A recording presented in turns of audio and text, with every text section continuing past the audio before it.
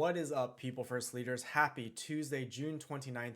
My name is Chris Lynn, and I'm here to talk with you about everything that's going on in the world and how it affects the employee experience. Make sure you hit that subscribe or follow button down below so you know when new videos and live streams are up and running. Before I dive into today's topics, I want to remind you that the Leading People First podcast is going to be back with new episodes starting next week, with new episodes dropping on Tuesdays and Thursdays as usual. The podcast is available on all podcast platforms like Apple, Google, Amazon, and Spotify.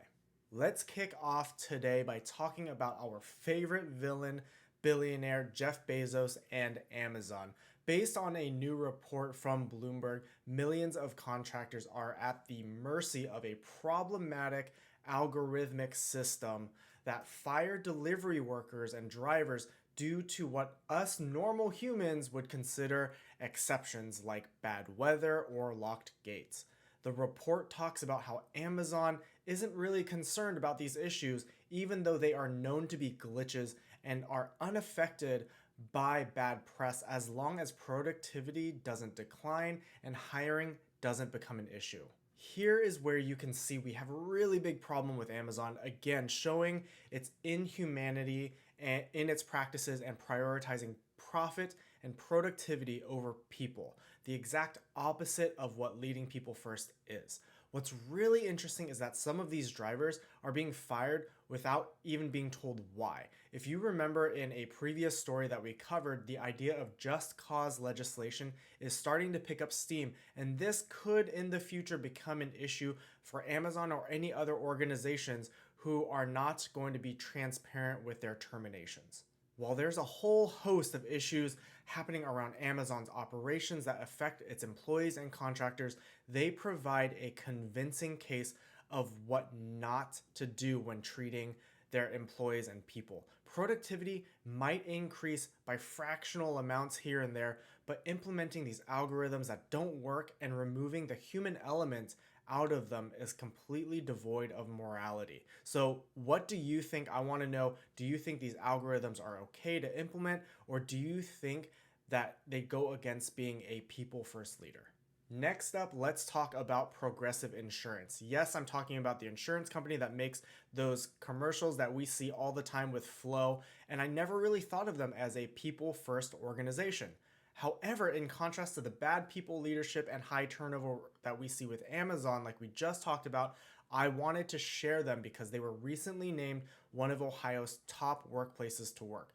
The amazing thing here is that about a third of the 15,000 employees in the company have been with the organization for over 10 years. The average tenure is right around 9 years. This is incredible, especially when we see the average tenure for employees currently sitting at around 2.5 years. One of the reasons I want to highlight this organization and their practices is because they value individual drive and recognize translatable skills.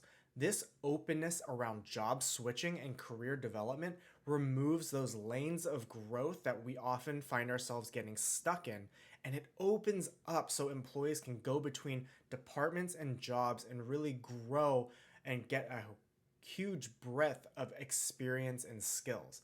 One employee equated this to being like a professional athlete, where a athlete is able to play multiple positions, thus making themselves much more valuable to the team. So rather than employees being boxed into a role when they want to explore or work another job and being forced to leave because there's no opportunity within the company, Progressive is allowing their employees to do all of this in-house, thereby retaining their talent longer. So I want to hear from you. What do you think about this practice? Have you been in a company that does something similar to boost employee growth and engagement? Now moving into the flexible work category, crowdfunding company Kickstarter has announced that it will be moving to a 4-day work week in 2022. With remote work bringing people back to the office and flexible working being at the front of everyone's minds right now, Kickstarter is using this time to experiment and test whether or not it can make this switch.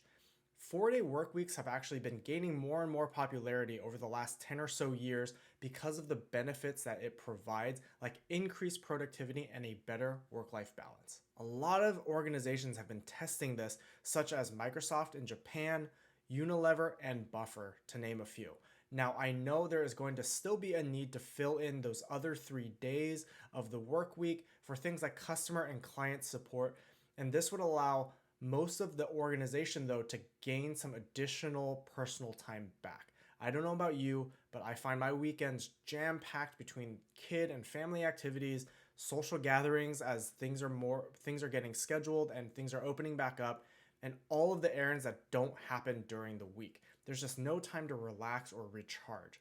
And a 2020 Journal of Physics study found that compressed work weeks actually reduce stress and led to employees feeling like their personal lives were more manageable. Passing this over to you, what do you think of a 4-day work week? Is this good? Is this bad? Have you been in a company that has done this before? And how do you think it affects employee morale and the experience as a whole? On to our final story of the day, let's talk about companies donating to political campaigns. While the podcast and these videos don't go into politics, sometimes we can't help when politics creep into our personal and professional lives. Just ask Basecamp and Coinbase how that turned out for them. The reason I wanted to talk about the latest data from Citizens for Responsibility and Ethics in Washington, a left-leaning watchdog group, is because I take issue with organizations who say one thing and promote that, like diversity, equity, and inclusion, and then they do something completely in conflict with what they've said.